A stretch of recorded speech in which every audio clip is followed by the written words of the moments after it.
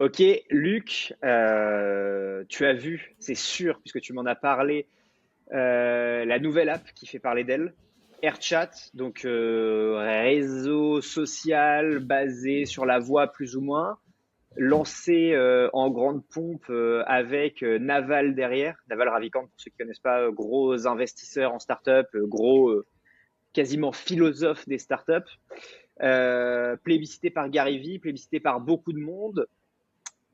Alors, est-ce qu'on est en train de faire un Clubhouse bis qui va s'effondrer dans 6 mois ou est-ce qu'on est vraiment sur quelque chose de nouveau qui a une possibilité de s'imposer, une possibilité de devenir un nouveau player qui a du sens et qui révolutionne ou en tout cas qui fait avancer on va dire les réseaux sociaux au sens large. Ouais, hyper bonne question. Alors déjà, AirChat, qu'est-ce que c'est?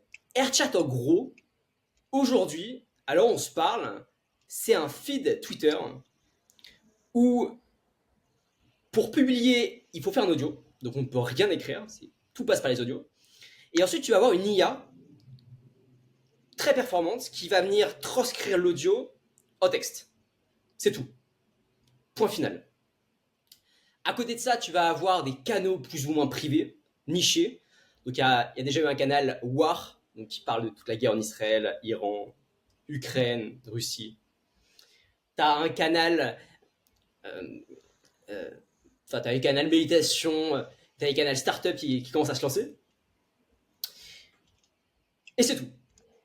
En gros, aujourd'hui, c'est juste un feed avec une feature différenciante, une feature unique, une narrative qui est ok, maintenant, on va avoir des discussions qui vont être sincères, où on va venir comprendre l'émotion dans la voix des personnes qui parlent. Et ça, déjà, c'est intéressant. Parce que on a un lien qui est plus fort directement avec les personnes avec qui on interagit sur les réseaux. La deuxième chose intéressante, et c'est d'ailleurs l'une des raisons que souligne Naval lorsqu'il essaie de défendre son app, c'est que on vit quand même à une époque où tous les réseaux sociaux aujourd'hui tels qu'on les connaît risquent dans 5 à 10 ans d'être bouleversés. Pourquoi? Parce que l'IA aujourd'hui euh, nous permet d'écrire tous les posts en quelques secondes et à les déverser sur les réseaux. Il y a même des types qui se sont amusés à avoir des automatisations pour programmer tous les jours à telle heure un post qui a été rédigé entièrement par ChatGPT et derrière arriver à le publier, comme je l'ai dit, à une heure précise. Donc en fait, on a un déversement de contenu bas de gamme publié par l'IA. Et donc, du côté des users, des vrais humains, on a une perte de confiance. Parce qu'en fait, on ne sait pas à qui on parle. On ne sait pas à qui on parle, on ne sait pas si l'idée qui est partagée, l'idée qu'on lit, eh bien, a été écrite par un vrai interlocuteur ou alors si on parle à un robot. Et là, Naval, il vient et dit, OK, il faut absolument trouver une manière de restaurer la relation de confiance entre les personnes qui interagissent ensemble sur les réseaux sociaux. Et sa manière de faire est assez smart. Parce que c'est extrêmement simple aujourd'hui de copier-coller un post ChatGPT et le mettre sur Twitter. C'est beaucoup plus compliqué d'aller chercher un audio généré par une IA et ensuite d'aller sur AirChat, d'aller appuyer sur le bouton record pour appuyer en même temps sur le bouton play de l'IA pour faire matcher les deux et derrière publier quelque chose. C'est même hyper chiant, personne va s'amuser à faire ça. Ouais. C'est la première chose. La deuxième chose, c'est euh, la hype derrière qu'on voit actuellement. Depuis une semaine, tout le monde en parle. Tu vois tous les médias tech qui en parlent, les TechCrunch, et aussi il y a pas mal de médias des médias tradis qui critiquent vachement l'app de manière assez rigolote, parce que je pense que ils critiquent non pas l'app, mais plutôt le microcosme qui est en train de se créer autour de l'app, parce que du coup, comme tu l'as dit, c'était créé par Naval Ravikant, le mec il a créé AngelList, maintenant investisseur dans pas mal de startups, extrêmement solide, et ça a été aussi créé par le product head de Tinder. Donc c'est déjà une team, deux associés qui sont hyper solides. Et Ouais. puis derrière, tu as Sam Altman aussi qui cofinance la chose. Il a mis un chèque à l'aveugle, d'après ce que j'ai lu, sur l'app. Donc voilà, il y a une sorte de microcosme qui est en train de se créer sur l'app et ça se traduit directement par des users qui sont assez homogènes.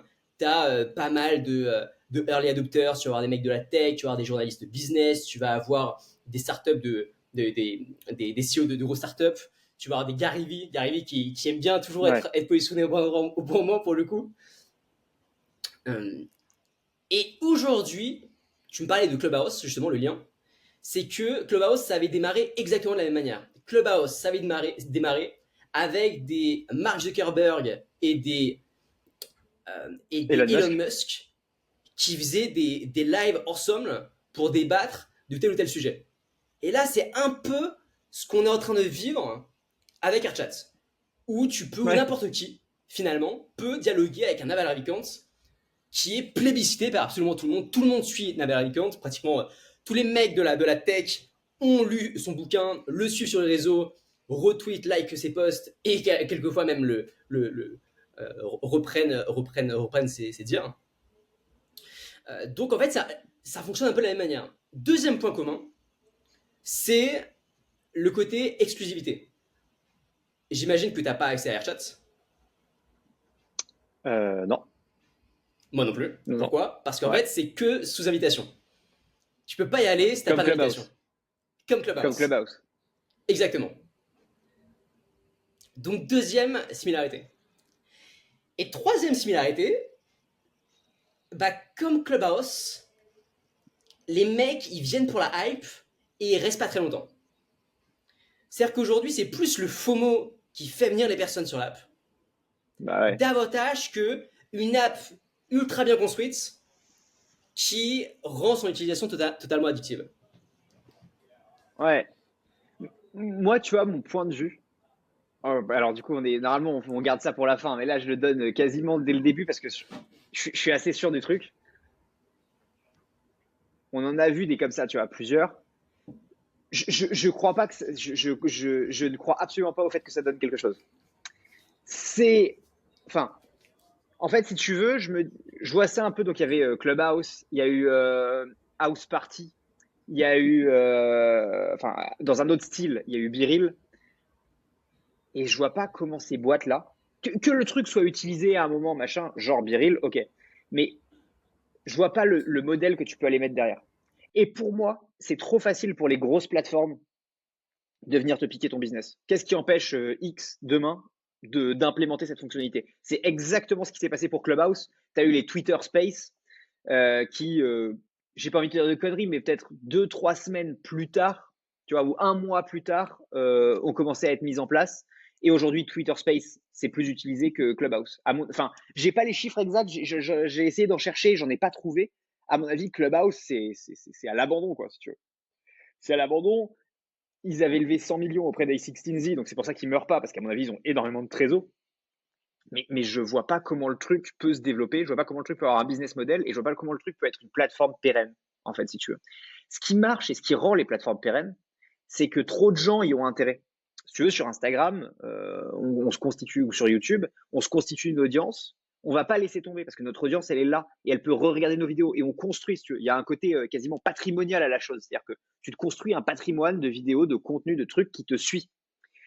Là, un live, putain, t'as intérêt à ce que, enfin, tu vois, à ce que. Alors, c'est pas un live. T'es beaucoup. Ouais, non, excuse-moi, je parlais du cas Clubhouse, mais du coup, un live vidéo. Et là, dans le cas présent,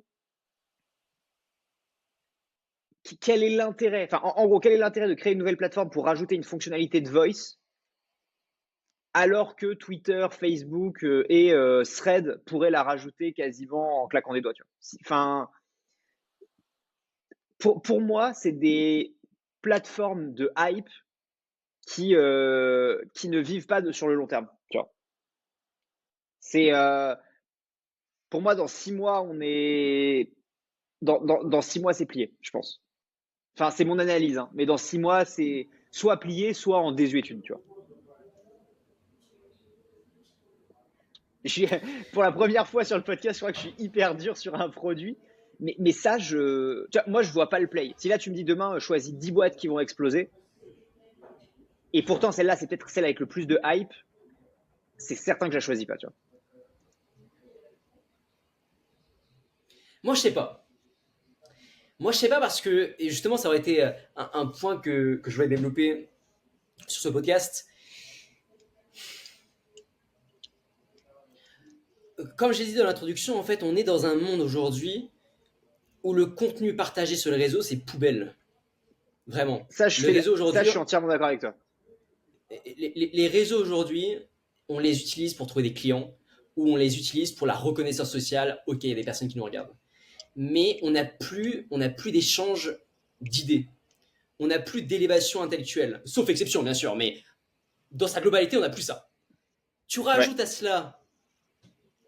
cela l'ultra solitude des personnes qui s'isolent de plus en plus, Ouais. plus l'avènement de l'IA où finalement, bon, on ne sait pas vraiment à qui on parle, si on parle à une machine ou pas. Je pense qu'on va voir naître de plus en plus des réseaux sociaux qui vont essayer de passer au-delà de toutes ces difficultés-là. Et donc des réseaux sociaux, on va venir chercher le lien réel. Des réseaux sociaux, d'ailleurs, réels ou physiques d'ailleurs. Des réseaux sociaux, on va essayer de venir targeter une niche spécifique. Alors, est-ce que AirChat c'est la bonne? Honnêtement, j'y crois pas non plus, pour être honnête. Alors, juste si on revient un peu sur les datas, ça a été lancé du coup il y a une semaine. Aujourd'hui, c'est la Ouais. 23e social app la plus populaire sur l'App Store aux États-Unis. Il y a eu plus de 50 000 téléchargements du coup en 7 jours. Et Naval sur l'app sachant que c'est le créateur de l'app et le mec aussi le plus connu, a dépassé les 11 000 abonnés. Seulement, petite nuance. Parce qu'en fait, l'app, contrairement à ce que tout le monde dit, l'app n'existe pas que depuis 7 jours. L'app, en fait, Alex, elle a été créée en mai 2023. Ok, donc il y a Et ça, c'est bientôt un an. intéressant. Exact, depuis presque un an. Et en fait, j'étais tombé dessus par hasard il y a quelques mois, puisque Naval en faisait la promotion dans sa bio. Puis j'avais trouvé ça un peu bizarre. Les designs étaient un peu énigmatiques. Et j'étais parti, ça ne pas avoir remarqué. Et puis là, récemment, je retombe sur AirChat et je tombe sur une app au design totalement différent, aux features qui globalement sont identiques, mais il a quand même, j'ai l'impression, cuté pas mal de features qu'il avait développées. Et donc une sorte de Ouais. renouveau. Et en effet, j'ai creusé. Et les mecs, en fait, ils se sont dit, ok, notre app, elle n'a pas marché, on recommence de zéro. Donc ils ont refait tout le Ok. design, ils ont coté la majorité des features et ils l'ont lancé. Donc déjà de 1, ce qui est intéressant, c'est que c'est pas un overnight success, malgré le fait que ça a été poussé par deux mastodontes, Naval et comment il s'appelle le type de et Brian Norgard qui est le product head de Tinder. Voilà. Déjà premièrement, ça Ouais. n'a pas été un truc en une semaine c'est fini. Non, l'app a été lancée il y a un an. Deuxièmement, deuxième chose intéressante, c'est que quand tu regardes l'app, le produit en règle générale, donc les features disponibles, le design et même les stratégies internes d'addiction, franchement, on est sur un MVP de chez MVP. Et, Ouais. et ça, c'est intéressant parce que les mecs qui sont milliardaires, ou alors ils pèsent plusieurs centaines de millions, je connais pas vraiment leur fortune, mais ils ont les moyens, quoi. Et pourtant, Ouais. ils vont quand même se risquer à lancer un MVP extrêmement simple. Alors, il n'y a pas de bug de ce que j'ai vu, mais par contre, les features sont vraiment minimalistes. Et comme l'ont remarqué pas mal de personnes, bah, il n'y a aucune feature de rétention sur l'app. Ouais, je sais pas, je voulais le souligner, parce Bah, que en des fait, mecs comme ça milliardaires sortent une app que finalement des étudiants auraient pu sortir. en fait, je pense que les mecs sont, pour le coup, par contre, sont des super entrepreneurs et donc sont hyper rationnels et se disent, on tente quand même un truc difficile. On n'est pas meilleur que le marché, hein. Enfin, tu sais, s'il y a ces méthodes de on lance des MVP d'abord et tout, c'est parce qu'il y a une raison, hein. C'est parce que malheureusement, la méthode, elle marche, indépendamment du fait que tu sois milliardaire ou pas, hein. Regarde, il y a quelques semaines, on faisait un podcast sur Truth Social, le réseau de Donald Trump. Le truc est en train de s'effondrer en bourse. Je sais pas si tu as vu, ça a perdu Non, 40% de sa valeur sur la dernière semaine, 40 ou 50% de sa valeur sur la dernière semaine. Parce que c'est pas parce que tu vas foutre du blé pour faire une plateforme mieux léchée, machin, tout ce que tu veux. À un moment, ça marche pas, ça marche pas. Tu peux mettre 100 millions. Si tu n'as pas les bonnes méthodes, ça marche pas, ça marche pas. Et donc, je pense que Naval, pardon, Ravikant, en tant ouais, j'ai mixé son nom et son prénom.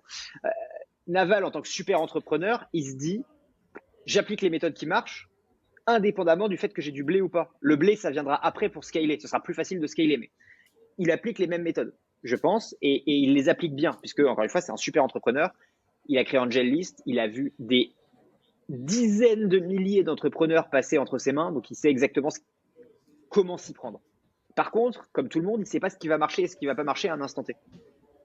Donc, à mon avis, ça, c'est très pragmatique de sa part d'appliquer la bonne méthode. Et en plus, si ça marche pas, encore une fois, ce que malheureusement je pense, le mec aurait évité de cramer 1, 2, 3, 5 millions pour rien, entre guillemets. Donc ça, moi, je pense que c'est plutôt une bonne idée. C'est plutôt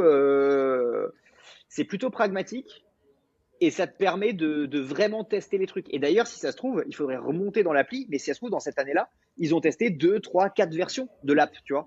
Ils ont fait peut-être des tests d'itération hyper rapides et là, on arrive à un truc qui a un peu pris, quoi.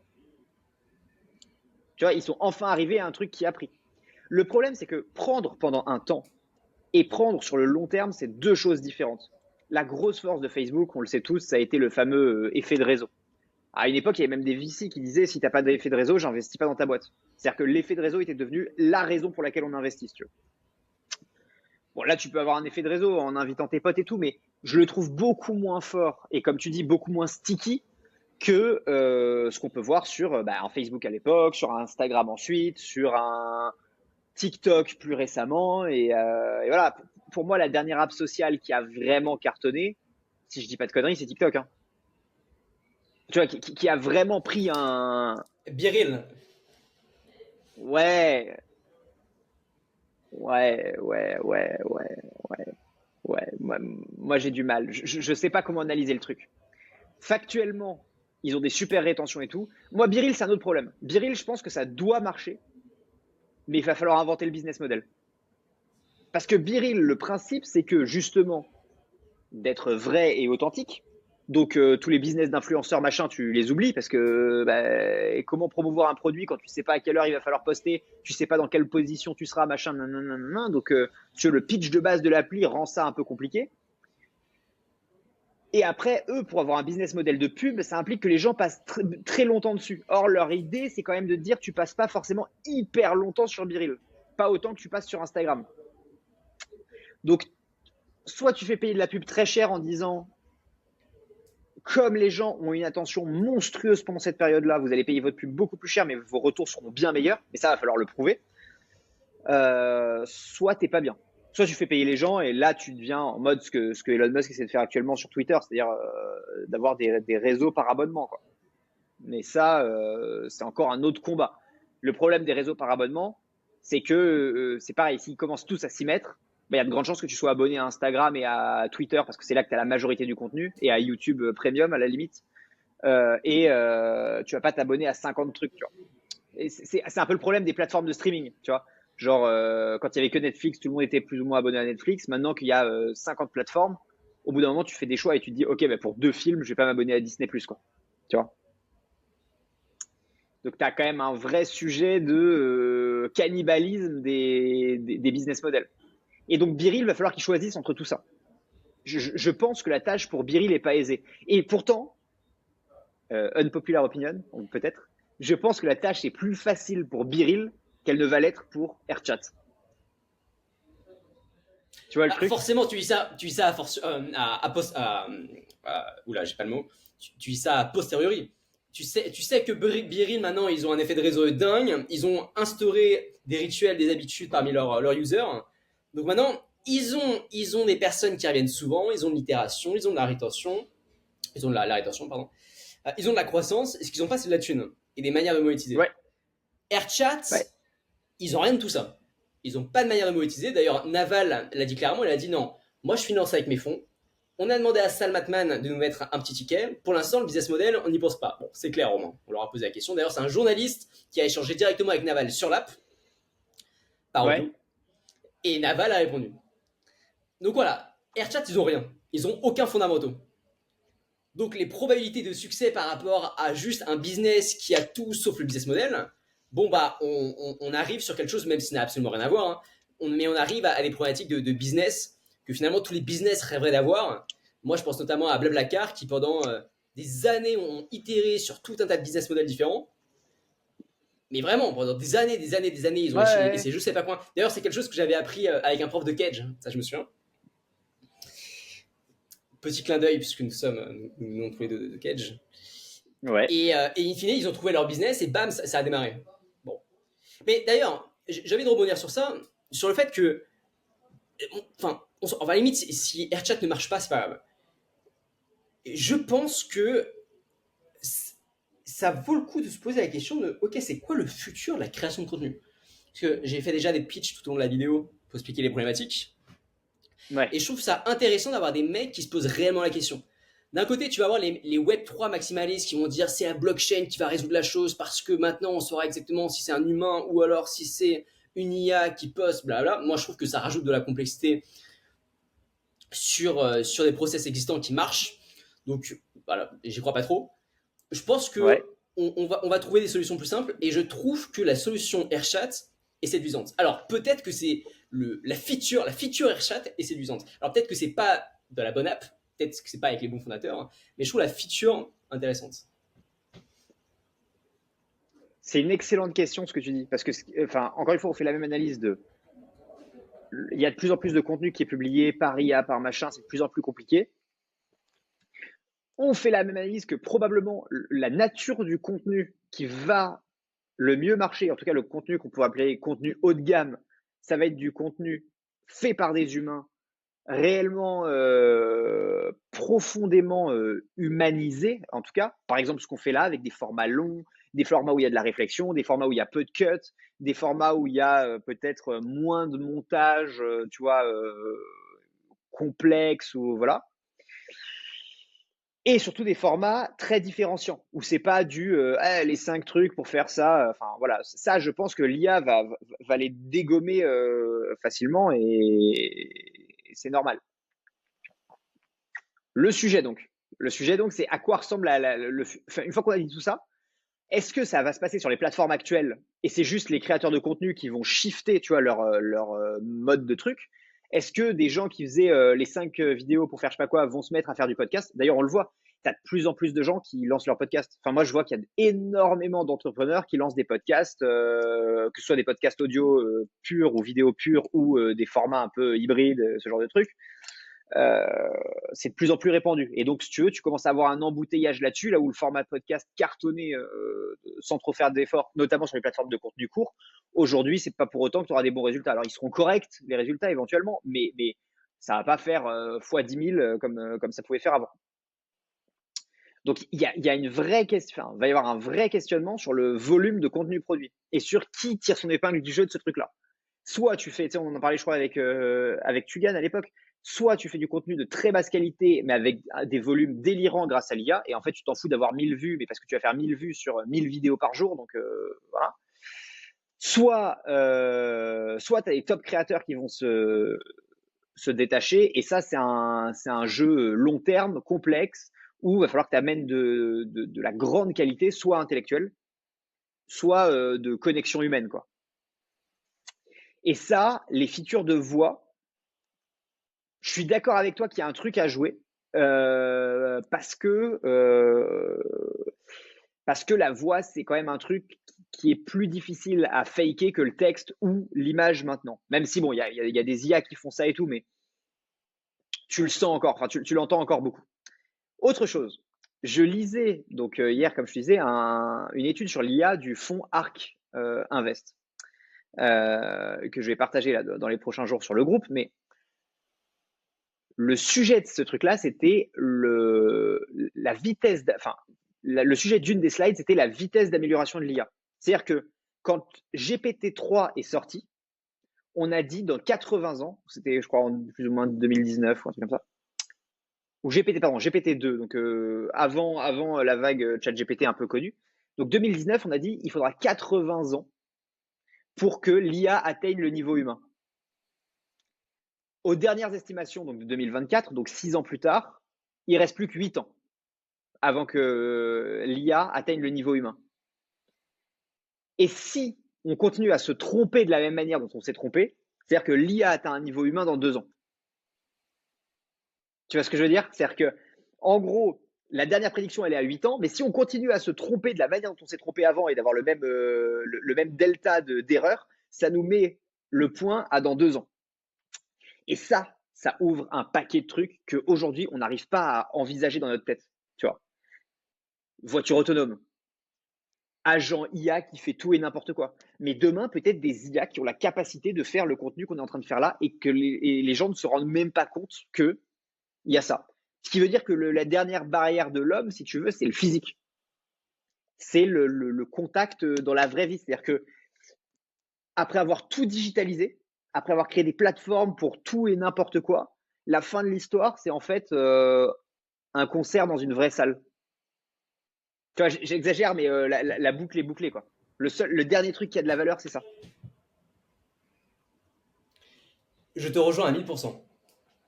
Alors déjà justement, la question que je me pose, et ensuite je vais revenir sur ta conclusion, mais la question que je me pose c'est, en fait tous les deux on part de l'hypothèse que le contenu IA, euh, les humains vont le fuir. Mais si le contenu IA il est vraiment pertinent, si ça se trouve, pas du tout. Si ça se trouve, on va avoir un flux de contenu ultra pertinent sur le réseau, même des IA vidéos qui vont sortir, qui vont tellement nous scotcher qu'en fait on va rester et qu'on va consommer et que rien ne va changer sinon, si ce n'est la consommation de contenu sur les réseaux qui va faire que augmenter. Parce que finalement, Ben, on va peut-être, grâce à l'IA, assister à un contenu de meilleure qualité, plus ciblé, qui nous intéresse davantage, et quasiment l'infini. Donc, il et existe un peut-être monde, modifiable en temps réel. Et peut-être et peut-être modifiable en temps modifiable en temps réel. réel. Parce que regarde, là, aujourd'hui, imagine, nous, on est des humains, donc on fait cette vidéo, on va la poster dans 2 jours, on a toujours 48 heures de décalage, il va y avoir du montage, machin, nanana. Le mec qui regarde, il peut poser des questions en commentaire, mais ça s'arrête là. Imagine, tout le monde, ces deux IA qui discutent, elles font le même podcast, le même, sauf que tu peux les interrompre à un moment en disant, attends, ça, j'ai pas bien compris, ou alors, et il se passe quoi s'il y a ça? Et ça crée un autre contenu. Imagine-toi une plateforme où en fait c'est YouTube, mais tu peux parler à YouTube. Et la vidéo s'arrête, puisque tu n'as que du contenu IA, la vidéo s'arrête et reprend. Ou alors tu as du contenu humain pour l'idée de base, pour générer le truc, mais il y a un avatar IA de toi, de moi, qui reprend et qui est capable de répondre à l'ensemble des questions à qui qu'on a fidé avant. Imagine-toi les Ouais, dingueries de trucs qu'on n'imagine même pas, tu vois. Peut-être que c'est une ça, j'y connerie crois ce que je dis, pas. hein. Ça, j'y crois pas trop pour le coup. Alors, dis-moi si je me trompe. Je sais qu'il existe des IA aujourd'hui, influenceurs qui cartonnent. Je sais qu'aujourd'hui, il existe Ouais, des IA, on en parlait avec Manoa la dernière fois, des AI chats dans tout l'industrie du X qui cartonnent, qui arrivent à générer beaucoup, beaucoup d'argent. ouais. Mais la similarité de ces business, c'est très souvent, c'est du contenu court. C'est des relations superficielles, succinctes, rapides. Est-ce que réellement, l'humain peut s'accrocher, peut développer une relation, une vraie relation avec un robot sur du contenu long? Est-ce que tu te verrais, Aujourd'hui, toi, pas. Ouais. vas-y, au moment où on se parle, c'est pas possible de le faire à grande échelle. Ça, c'est certain. Au moment où on se parle, tu peux essayer tout ce que tu veux, tu n'arriveras pas à faire un truc comme ça bien. Mais le problème, c'est la vitesse d'accélération des modèles d'IA. Et c'est ça, moi j'ai découvert ça assez récemment, c'est-à-dire que on ne se rend pas encore compte qu'en fait on est au balbutiement. On a cru qu'avec ChatGPT, on avait passé un truc et que ça y est, c'était ça si tu veux. Le modèle, c'était ça. Voilà, il y a ChatGPT, il va être un peu meilleur. Pourquoi? Parce qu'on a vu que ça. Si tu prends le web en 1900, allez, si tu prends le web en 2005, il était plus lent que maintenant, il est plus rapide, il y a plus de contenu, il y a des meilleurs trucs, mais on n'a pas fondamentalement changé par un ordre de magnitude 10, 15, 20, 50 la force du truc. Oui, il y a plus de contenu, oui, il y a plus d'effets de réseau, oui, il y a plus d'apps, oui, il y a plus de gens qui travaillent dedans, oui, les designs sont meilleurs, oui, ça va plus vite, oui, on est en illimité, on paye plus Internet à la minute, oui, tous ces genres de trucs. Mais on n'a pas changé la manière dont le web fonctionne. Tu prends ton ordi, tu tapes ta requête, entrée, ça te sort une partie de site web, tu lis ce que tu as besoin de lire, tu regardes ce que tu as besoin de regarder, fin de l'histoire. On ne se rend pas compte que là, dans l'IA, si ça se trouve, là, on en est au balbutiement comme on était à l'ordinateur avec la disquette dans les années 80. Sauf que cette fois, c'est pas à la décennie qu'on avance, c'est à la semaine. Il faut quand même se rendre compte qu'en un an, la vidéo que j'ai postée il y a un an et qui a fait un buzz, c'était passé à quotidien et tout ça. J'avais fait une vidéo genre tu veux tricher en cours, un truc à la con, tu veux tricher en cours, utilise ChatGPT. C'était il y a un an, en gros. Il y a un an, ChatGPT, c'est tricher en cours. OK? On est 12 mois plus tard. ChatGPT, aujourd'hui, je l'utilise avec mes devs chez Will pour les rendre 2 à 3 fois plus efficaces. On est parti de tricher en cours et 12 mois plus tard, c'est une des pierres angulaires de ma boîte et donc du travail d'une trentaine de personnes. Et je suis tout petit. Et je ne représente, entre guillemets, je ne représente pas grand-chose. Imagine-toi ça diffusé à l'ensemble de la planète et avec des trucs qui avancent. Dans la même année, on a eu des modèles de DALL-E qui ont augmenté de manière incroyable à tel point qu'aujourd'hui, c'est difficile de faire la différence entre DALL-E et Midjourney. C'est difficile de faire la différence entre une vraie et une fausse photo. Le site de mon mariage, on n'avait pas de photo du domaine. J'ai décrit le domaine et tous les gens pensent qu'on a pris une photo du domaine, alors que non, c'est une photo générée par IA à 100%.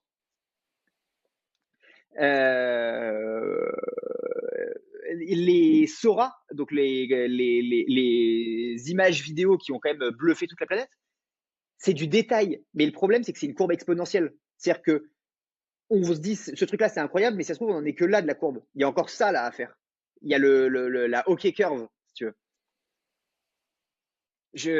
Honnêtement, je te le dis. Mais est-ce que. Ouais, vas-y.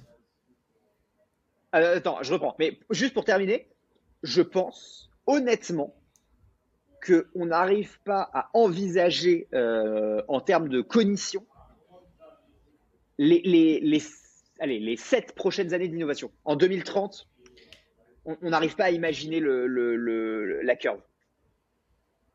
Je pense. Vas-y, du coup, je te relaisse la parole. Non, j'allais m'aventurer dans un terrain que je connais pas assez, mais moi, la pensée que j'avais sur l'IA, c'était que on a vu le ChatGPT 3, du coup, qui a impressionné tout le monde, 3.5 intéressant. Le 4 est sorti, il était un peu mieux, mais la hype qui était en train de se créer autour du ChatGPT 4, qui allait être entraîné sur des dizaines, voire des centaines de milliards de données supplémentaires, bah finalement, ça a un peu fait un flop. Quand tu vois la différence entre la hype du 3, 3.5 et au 4, on n'a pas eu cette croissance exponentielle. Et du coup, les quelques articles que j'ai lus à ce sujet posaient la question de c'est génial, est-ce qu'on n'arriverait pas sur un plateau? Et est-ce que finalement la croissance des modèles, ce serait pas une croissance exponentielle, un long plateau? Une croissance exponentielle, un long plateau? Est-ce qu'aujourd'hui, tout le monde est en train de s'exciter sur les nouveaux modèles, mais est-ce qu'aujourd'hui, finalement, l'innovation, c'est pas plus dans, ok, il y a ce modèle qui existe, comment est-ce qu'on va pouvoir l'utiliser de manière concrète? Tu parlais de tricher en cours et aujourd'hui bosser sur les devs. Je suis persuadé qu'il y a un an, tu aurais pu utiliser le même modèle et faire en sorte que tes devs soient également 2 fois plus productifs avec le même modèle. Pourquoi? Parce qu'il y a un nouveau cas d'usage qui est arrivé. Parce qu'il y a une réflexion humaine où tu t'es dit, ok, c'est intéressant, voilà comment je peux l'utiliser. Est-ce que c'est vraiment l'amélioration de l'IA depuis un an qui t'a permis d'en arriver là ou pas? Excellente réflexion. C'est entre les deux. C'est-à-dire que tu as eu une amélioration de l'IA, tu as eu une amélioration du service ChatGPT, si tu veux, enfin, OpenAI au sens large, donc qui maintenant est inclus dans Microsoft. Moi, mes serveurs, ils sont chez Microsoft, donc j'avais la feature directement inclus dedans, donc je pouvais l'utiliser facilement sur mes environnements de dev, machin. T'as pas que déjà, il n'y a pas que la pure IA qui augmente de qualité. Tu as tout le système de supply chain, on va appeler ça comme ça, qui vient derrière, qui est hyper important.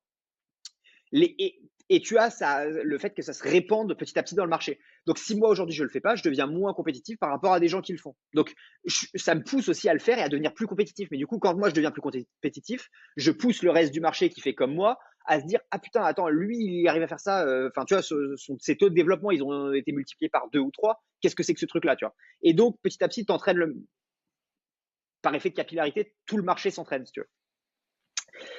Ça c'est le premier sujet. Donc c'est pas aussi juste clair que juste le modèle IA. Il y a sa diffusion et il y a son truc. Cependant, sur ChatGPT 3, je crois qu'il y avait encore pas mal d'erreurs qui ont quand même été corrigées sur GPT-4. Après, il faut faire attention à un autre truc, c'est les hypes. En effet, les hypes, elles font des. T'as une hype à un instant T, puis plus rien parce que les gens ils en ont ras le cul. Mais ça, on peut enlever toute discussion tech et tester les hypes sur n'importe quel sujet d'actualité. Tu as eu une hype sur le Covid.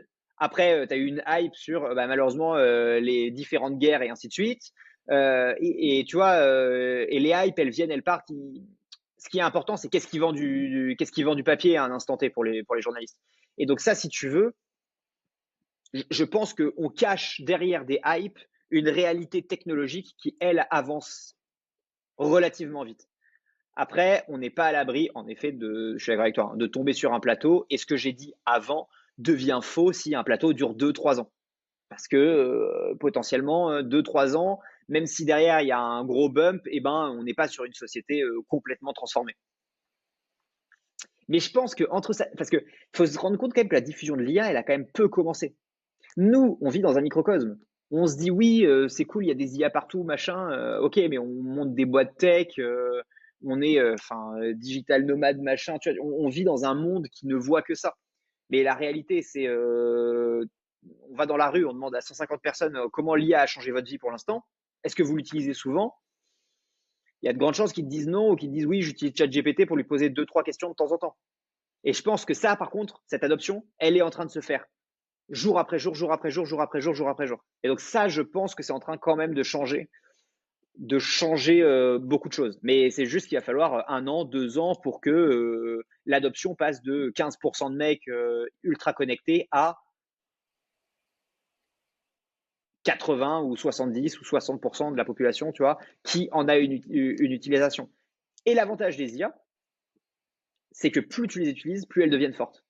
Donc en fait, tu as une sorte derrière de prophétie autoréalisatrice de plus il y a de mecs qui l'utilisent, plus on est précis, plus les modèles s'entraînent, plus elles ont de sens parce qu'il y a en effet des effets de réseau aussi. Je pense que tout ça mélangé, moi je vois bien à minima un décuplement sur les 5 prochaines années, un décuplement de la force d'IA, tu vois. Voire plus, voire ça suit une loi exponentielle, mais à minima un x10 sur son utilisation, sa qualité, et ainsi de suite. Tu as aussi une stat hyper importante qui est le coût de l'utilisation de l'IA est en train de descendre massivement. Entre le moment de la sortie de GPT-4 et maintenant, même si toi tu payes toujours la même chose, le coût pour produire un mot, donc tu sais, c'est en gros évalué au mot, le coût pour produire un mot et le coût, il y a 8 mois ou 7 mois, il est sorti, j'en sais rien, ou 6 mois. Et le coût maintenant, 6 mois plus tard, a été, je sais plus, mais tu vois, divisé par 5. Donc tu as aussi une question économique qui est en train de rentrer en ligne de compte avec des modèles de plus en plus efficaces. Super intéressant. Et si on peut revenir juste à ta conclusion de tout à l'heure en disant on arrive dans un monde où finalement, tu sais, on parlait du futur de la création de contenu, etc. On arrive dans un monde où finalement j'ai l'impression que ce qui va marcher demain, c'est toutes les choses qui aujourd'hui ne paraissaient plus sexy. Ne paraissent plus sexy. Moi, je vois aujourd'hui, c'est une réalité économique, la recrudescence, l'explosion des newsletters payantes. Les newsletters payantes qui sont bien longues, bien recherchées, avec des mots, avec un langage soutenu, et des mecs qui vont vraiment deep dive une thématique. Je vois également l'explosion de plus en plus de business physiques qui vont venir chercher le vrai lien social, humain. Je pense notamment à TimeLeft, qui, moi je suis l'aventure TimeLeft depuis 4 ans, je la suis, puisque mon frère a bossé dessus. Ça a été l'un des premiers employés, bon, il s'est barré vite. Et le mec, il a itéré 3 ans. D'ailleurs, je crois que Kima a investi chez eux. Ok. Le mec a itéré pendant 3 ans. Et là, il est arrivé sur un produit pratiquement pas tech, parce que de base, c'était une application mobile assez complexe. Et là, le produit, c'est très simple, c'est toutes les semaines, vous payez un abonnement, et toutes les semaines, vous avez un dîner organisé dans un restaurant de votre ville avec des inconnus. Et donc, la promesse, derrière, c'est rencontrer des nouvelles personnes, partager un moment humain avec de nouvelles personnes. Arrêtez d'être seul. Fuyez la solitude. Et cette boîte, aujourd'hui, elle fait 300 000 balles par mois de CA. Et à mon avis, ils vont lever une tonne de fric. Le mec était parti à New York il y a quelques jours, donc à mon avis, il est en train de lever une tonne d'argent. Et on est à des années-lumière de l'ultra-tech. On est à des années-lumière de l'IA. Alors, bizarrement, de manière assez rigolote, ils mettent l'IA dans le bac pour, soi-disant, essayer de faire matcher les personnes là. Mais ma conviction, c'est que tout ce genre de business-là va exploser. Il y a aussi un business, ça s'appelle Solo Traveler, et c'est un groupe Facebook pour femmes qui permet juste de créer des voyages pour les solo traveleuses. Et ensuite, derrière, pour faire en sorte de les faire rencontrer, etc. Et ce business fait 200 000 euros par mois de CA. Où est-ce que je veux venir avec ça? Peut-être que le futur de la création de contenu, le futur du business, ça va être comment est-ce qu'on va pouvoir relier les humains entre eux. Voilà, de manière extrêmement simple. Dans un monde, imagine, si on ferme les yeux 2 secondes, un monde dystopique. Un monde dystopique, l'IA a remplacé tous les métiers. On a Uber qui s'est développé et maintenant il y a des drones qui nous amènent tout à domicile. On a également du métavers où les personnes, ils mettent leur casque de réalité virtuelle et ils arrivent dans un monde et ils font leur vie dans ce monde virtuel. Eh bien, ce que je pense, c'est que dans ce monde-là, dans ce monde où les personnes, ils vont être shootés au revenu universel parce qu'ils n'auront plus d'emploi et donc forcément le gouvernement va essayer de les soutenir. Eh bien, ces mecs, ils vont dépenser cet argent dans la dernière chose qui aura de la valeur, c'est-à-dire les relations humaines, le besoin, de faire face à des vraies personnes. Et donc peut-être que demain, on va avoir les futures licornes, les futures billion-dollar compagnies, qui vont pas être de l'ultra tech. Alors il y en aura, c'est sûr, hein, mais qui vont être beaucoup plus de l'ultra humain. Et donc la question, c'est comment est-ce qu'on va venir développer de l'ultra humain, que ce soit niché ou pas. Là-dessus, je suis entièrement d'accord avec toi. Idem sur le wellness, tu vois, le bien-être mental et tout.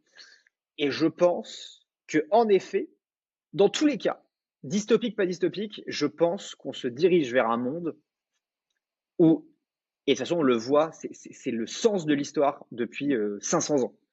La valeur, ça, les gens aiment pas quand on dit ça, mais la valeur travail est déflationniste. Le prix du travail va à zéro.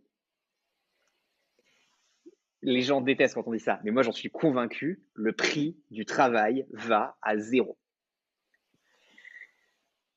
Regarde le temps passé pour réussir à faire une récolte il y a 500 ans. C'est plein de gens qui passent toute leur journée, qui labourent à la main. Ensuite, on a dit, OK, on va faire des machines. Ce qui fait que le prix d'une carotte, même ajusté à l'inflation, tout ce que tu veux, mes couilles, baisse en termes de valeur. Si tu veux, la valeur de production, on a produit de plus en plus. On a pris des usines en France, c'était trop cher, donc on les a mis en Chine. Et pour le même travail, on a un prix qui a descendu. Donc la valeur est déflationniste. L'IA, c'est l'antéchrist de tout ça. C'est le mec qui arrive et qui dit ta valeur, c'est zéro maintenant. Le travail, je le fais 24 heures sur 24, 7 jours sur 7, je ne prends pas de vacances. Et pour te produire, prenons le mot qui aujourd'hui est produire un mot et l'unité de compte de l'IA, on est à 0,001 centime. Et plus on avance, plus ça descend. Tous les 6 mois, c'est divisé par 5. La valeur travail va à zéro. Ce qui énerve beaucoup, parce qu'on dit oui, mais les riches sont de plus en plus riches, les pauvres de plus en plus pauvres et tout ça. Et c'est malheureusement juste une conséquence du système économique qui dit la valeur travail va à zéro. Donc, si quelque chose va à zéro, qu'est-ce qui va de l'autre côté et qu'est-ce qui augmente? La valeur du capital, ou en tout cas, la valeur de détenir quelque chose. La preuve, tes loyers augmentent. Le prix de l'immobilier, de manière générale sur la terre entière, augmente. Le fait de détenir des actions, tu peux avoir des corrections, des machins, nanana, mais tu prends la bourse sur 150 ans, la valeur des actifs augmente. La valeur que tu extrais du fait d'obtenir de la propriété intellectuelle, que ce soit un livre, un film, une musique, augmente. plus elle augmente, plus la valeur travail descend. En tout cas, plus la valeur travail descend, plus la valeur de détention, de possession de quelque chose augmente. Et l'IA vient multiplier ça par 1000. C'est pour ça que, à mon avis, aujourd'hui, ce n'est pas un conseil d'investissement, mais investir sur des boîtes. Aujourd'hui, par exemple, des boîtes comme Disney ou Nintendo se font fracasser en bourse pour des histoires de gestion moyenne, de revenus qui descendent. Sauf que Disney, Nintendo sont des boîtes qui détiennent de l'IP, qui détiennent Mario, qui détiennent Marvel, qui détiennent Mickey ou que sais-je, qui détiennent Pokémon pour Nintendo. Tout ça, c'est du revenu futur que tu achètes pas cher aujourd'hui parce qu'ils détiennent l'IP. Or, des boîtes qui font beaucoup de cash aujourd'hui, mais qui ne sont que sur une espèce de valeur travail multipliée par 150 000, McKinsey, BCG, Bain, tous les cabinets de consulting qui sont juste je te vends du temps de travail derrière une marque connue. Eux, à mon avis, même s'ils marchent bien aujourd'hui et que tu te dis tiens, j'ai acheté des actions machin, eux vont à zéro. Ceux qui détiennent de l'IP vont vers la lune, même si aujourd'hui les courbes ne ressemblent pas à ça. Tout ça pour dire quoi? Tout ça pour dire que les relations humaines, et donc le fait d'avoir une capacité à créer de la relation humaine, en effet, si tu arrives à avoir de l'IP autour de ça, et donc des actions d'une boîte qui fait ça, je pense qu'il y a en effet un énorme marché. Et je pense que dans tous les cas, on va vers un monde où la valeur travail va à zéro. Et donc on va dans un monde qui soit utopique ou dystopique ou probablement au milieu, on va vers le monde que tu décris, d'une manière ou d'une autre. La question c'est, s'assurer qu'on aille dans le plus utopique possible, et donc développer des IA, développer tout un système qui permet ça. Et deux, une fois qu'on a créé ce truc-là, ou qu'on a subi la création de ce truc-là, c'est quoi l'humanité? Pour moi, l'IA, ça pose des questions d'ordre, c'est quoi l'humanité? Je suis peut-être parti un peu loin pour le fond du podcast qui est d'habitude business et comment on envisage les trucs, mais malheureusement, cette techno et donc ce nouveau marché, pour moi, envoie un message monstrueux qui est on ne peut plus se définir par notre travail. On va devoir se définir par autre chose. Et c'est pour ça que je crois beaucoup en la création de contenu humaine qui dit quand j'aurai une personal brand, si les mecs qui sont attachés à moi, ça me défend. Peut-être qu'il y a des erreurs dans l'analyse, mais ça me défend. Quand on fait ça et qu'on crée un réseau, une communauté de gens qui se parlent, qui sont ensemble, qui peuvent se soutenir, ça a une valeur immense. Correcte aujourd'hui, immense demain. Dans un monde où ta valeur travail, et donc ton attachement à qui. Aujourd'hui, quand on te dit tu fais quoi dans la vie, tout le monde répond son travail. Tout le monde dit bah écoute, moi je travaille chez Facebook, je suis développeur et je fais. Personne te dit ah bah moi écoute, j'adore courir, je suis marié, j'ai 3 enfants. Enfin, tu fais quoi dans la vie? La réponse normale de la tête de quelqu'un, c'est son métier et après les autres trucs. J'ai peur qu'il faille que ça change. Super intéressant, ouais.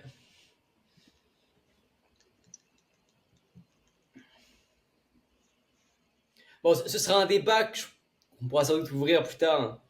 Mais c'est vrai que cette question de l'identité, de comment est-ce qu'on se perçoit et comment est-ce qu'on va partager notre perception de nous-mêmes à autrui, lorsque autrui nous pose la question, elle est intéressante. Alors, juste pour finir, du coup, The Next Big Shit, j'imagine que c'est pas AirChat pour toi. Pour moi, The Next Big Shit, c'est pas AirChat.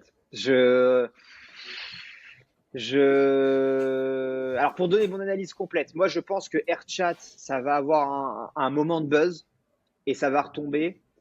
Et s'ils ne pivotent pas, c'est la seule chose que je maîtrise pas, c'est s'ils font pas un pivot hyper malin, parce qu'ils ont quand même des entrepreneurs au top qui les entourent ou qui ont monté le truc. Donc, s'ils sortent pas quelque chose d'autre du chapeau, à mon avis, ça s'arrête bientôt. C'est mon analyse. Et The Next Big Shit, Ok. par contre, sur les réseaux sociaux, je suis pas encore capable de te dire ce que c'est. À mon avis, c'est un mélange, une espèce de cross-plateforme entre les plateformes qui existent déjà. Moi, je vois pas, c'est encore mon analyse, peut-être que je vais me tromper, mais je ne vois pas un disrupteur à court terme de ce truc-là. Dans les 2-3 ans qui viennent, Je pense que dans 2-3 ans, on est sur les mêmes plateformes, avec éventuellement un Biril qui tire son épingle du jeu, mais j'y crois moyennement. Mais pourquoi pas? Alors moi, pour le coup, je crois énormément à une plateforme qui va venir disrupter LinkedIn en tant que réseau social. Parce que LinkedIn, c'est un réseau professionnel qui est en train, petit à petit, en fait, LinkedIn, c'est une sorte de, c'est en train de basculer vers du Twitter. Donc shit talk avec des personnes qui essaient de se mettre en avant, des débats qui n'ont rien à faire sur la plateforme. Je vois vraiment des trucs de fou. Et des personnes qui veulent aussi essayer de rester professionnels, mais du coup ils savent pas trop et je pense que on arrive dans un milieu où les entre-deux ça ne marche plus. Et donc je pense qu'un nouveau réseau social professionnel axé sur l'idée, axé sur ok, on se réunit entre personnes qui bossent réellement et pas juste qui passent nos journées à publier du contenu. Et on va essayer de partager voilà, de l'idéation, on va essayer de lever des fonds en sol, on va essayer de faire un réseau vraiment collaboratif, niché pro. Et je pense qu'il n'y a pas encore eu de disrupteurs. Tu vois, il y a eu des disrupteurs de Facebook, Instagram, même si c'était acheté par Facebook. Il y a eu après Snapchat, il y a après TikTok, il y a après Biril. Même Twitter d'ailleurs, il y a eu des disrupteurs de réseaux sociaux. D'ailleurs, je pense que ça pourrait être un épisode complet, mais il n'y a pas encore eu, à ma connaissance, de disrupteur d'un réseau social professionnel à LinkedIn. Or, je pense qu'aujourd'hui, LinkedIn est en train de battre de l'aile et les professionnels, au bout d'un moment, ils vont plus savoir où est-ce qu'ils sont. Est-ce qu'on est sur Instagram? Parce qu'il y a que des vidéos. Je vois plein de vidéos short de plus en plus. D'ailleurs, LinkedIn va ouvrir, on pourra en parler aussi, mais il va ouvrir un channel spécial pour les shorts, pour les vidéos courtes. Ouais. Et on a du contenu à Twitter qui arrive. Bref, on est dans un juste milieu et je pense que les autres deux ne survivent plus dans le monde dans lequel on rentre. Ça, je suis d'accord avec toi.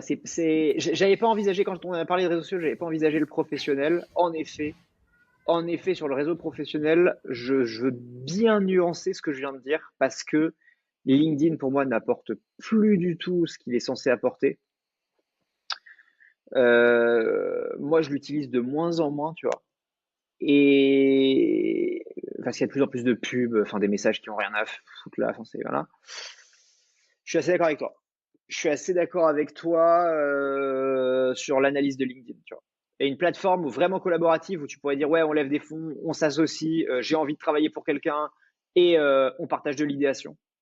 Tu vois, une espèce de plateforme avec 3-4 features clés. Why not? Et d'ailleurs, ma prévision, c'est que cette plateforme, le business model, ça va pas être de la pub, ça va être principalement un accès high tickets. Plus de l'exclusivité en mode on fait pas rentrer tout le monde. Ouais. Ouais, voir des cuts sur les flux, tu vois. Tu lèves des fonds par la plateforme, 2%. Tu trouves 10 contrats par la plateforme, 2%. Bam, bam, bam. J'en sais rien, tu vois, mais ouais, pourquoi pas. C'est ce vers quoi on va avec NBS. Mais ça, je te l'ai pas encore Tu... dit, ça. C'est dans la roadmap. Ouais, c'est ça, même moi, j'apprends des trucs en live, c'est parfait. Ok, Bref, bon. vas-y, je cut